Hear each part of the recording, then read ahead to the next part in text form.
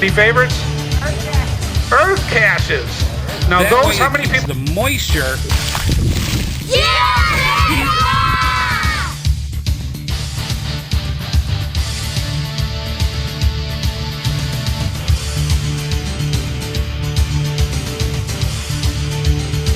Well, hello and welcome to the GeoSnippits Videos Reboot.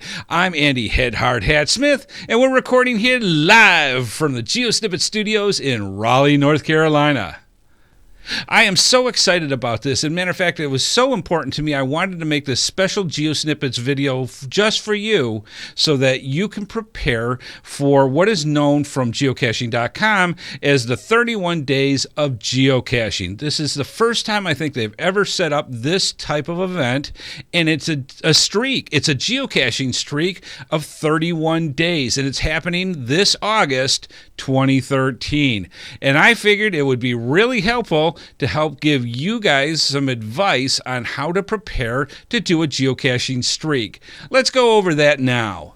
So this is really cool. This is the 31 Days of Geocaching. How does it work? What is it, and what do you have to do? It's really simple.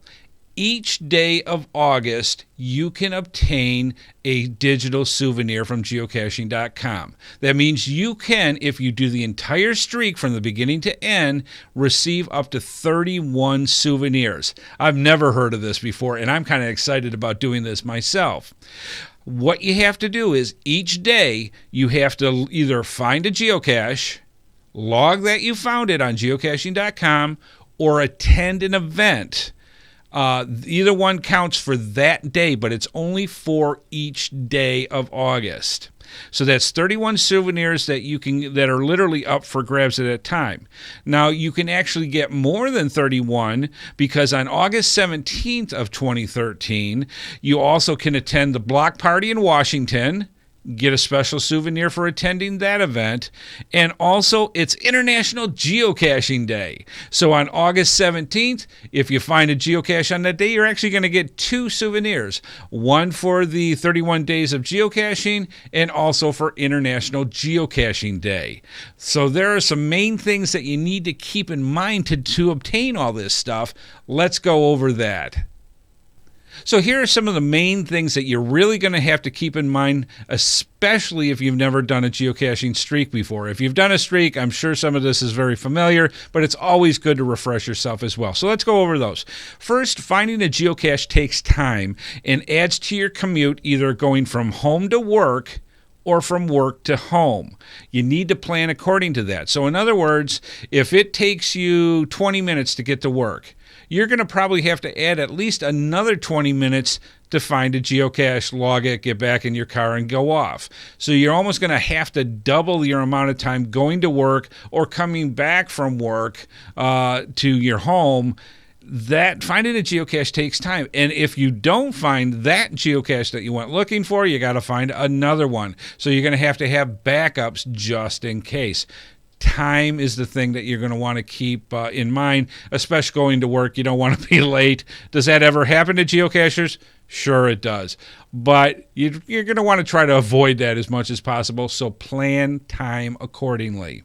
Next, geocaching during your lunch takes time. So one of the things that we recommend here at GeoSnippits is brown bag it. Bring your lunch to you when you go to work that day. That way you don't have to spend trying to find a drive-through or sitting down in a restaurant after you find your geocache.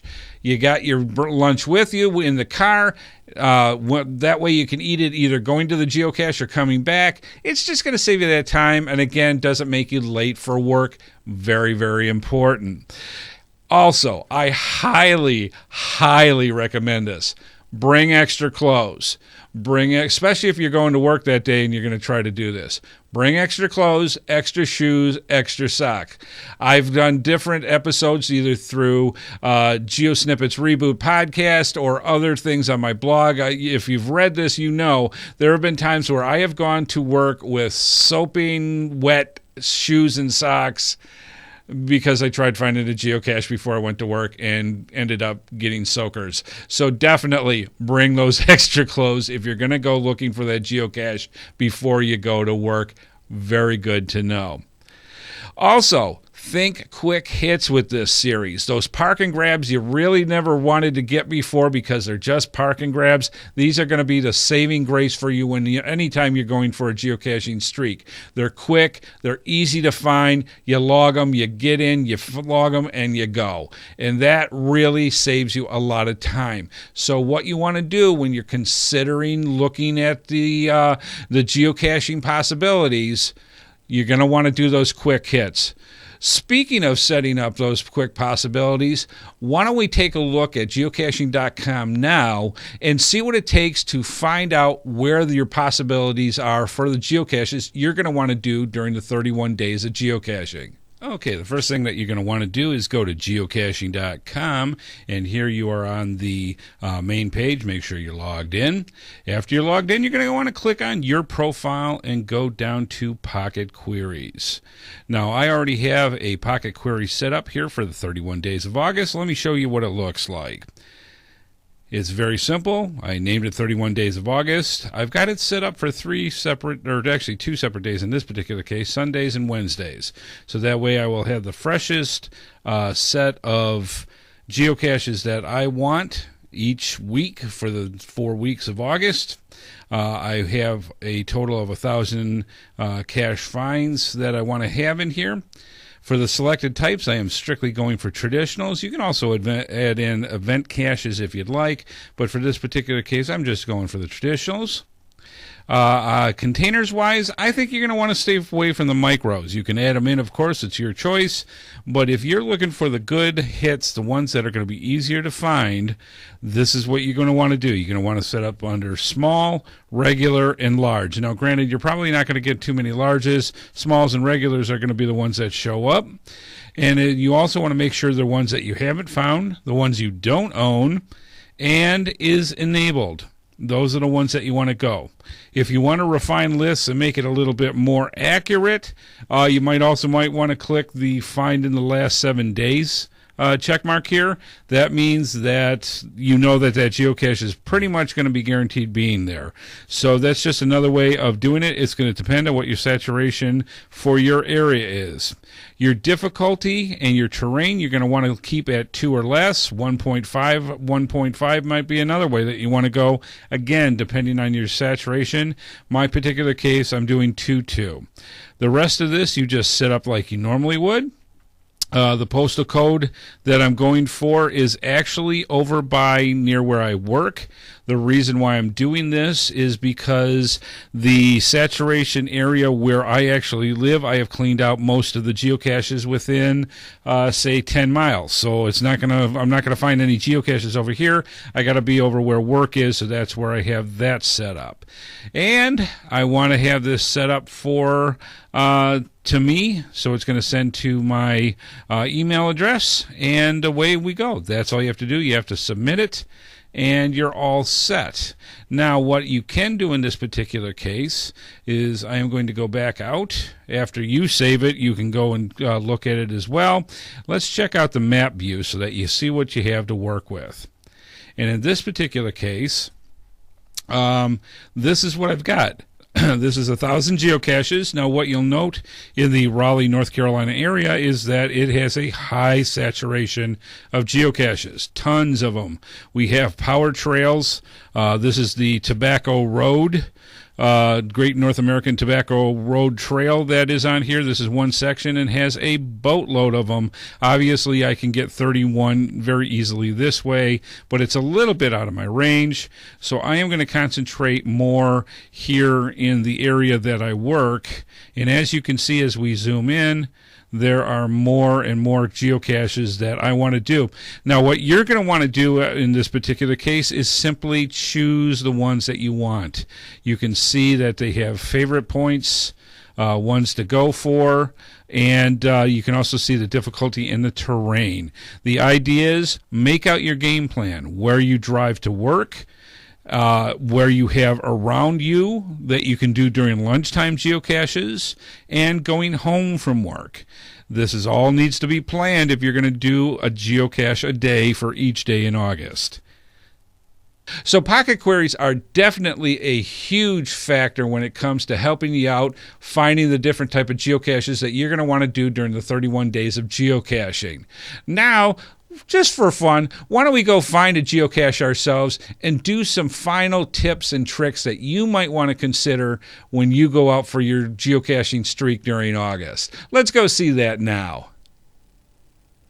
You know, one of the things that you're going to want to do when you are out geocaching, especially if you're trying to do a streak of one each day, you have to plan extremely careful what type of geocaches, especially in terrain and difficulty. Now, you're probably going to want to keep them at a 2.2 or a 1.5 so you can get those quick hits, because you're going to have to spread out your search area depending on how your saturation is for geocaches. So, like this example, I went looking for a geocache and found this. Check this out. What you have here is your standard payphone type hide. And of course you look in all the standard areas that deal with it. You look up, you look down, you look behind. And this one was kind of unique. And the reason why it was unique is because you had to think outside the box. Literally. Check this out.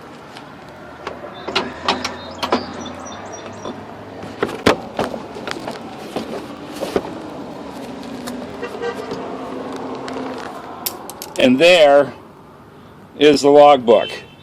It was in the phone book. How cool is that? So yeah, you have to plan very carefully when it comes to your hides and how long it's going to take. This particular hide for me, this is the 4th time I tried finding it. Spent many a minute coming through with frustrated agony for those DNFs. Finally figured it out. Go figure. Plan correctly, and you'll have a great time during the 31 Days of August challenge. If it takes too long, you got to move on, because you got to get that find. Well, what did we learn today through this episode? We learned that it's going to be very important if you want to achieve each day of August and do the entire 31 days of geocaching, that there is going to be some research and planning that you're going to need to do to make this successful. You need to make sure that you keep your time management in place so that you're not late for work or coming home from work for some other appointment. You're going to need to know where the geocaches are that you're going to want to find, and you're going to want to bring extra clothes when it comes to just in case. If you keep those points together with all the other factors that we brought into today's episode, you're going to have a successful 31 days of geocaching. Well, folks, we hope you had a great time watching this episode, and we hope that you come back for more GeoSnippits Videos Reboot. This is Andy HeadHardHat Smith coming to you live from the GeoSnippits Studios here in Raleigh, North Carolina. And as we love to say each and every episode, see you out on the trails, folks. Bye-bye. Used for different things. And I'm here, and you're here, and Dave's here. We're all here. Welcome to the GeoSnippits Reboot Podcast. All I can say is check everything. Don't take anything for granted when you go geocaching, because you never know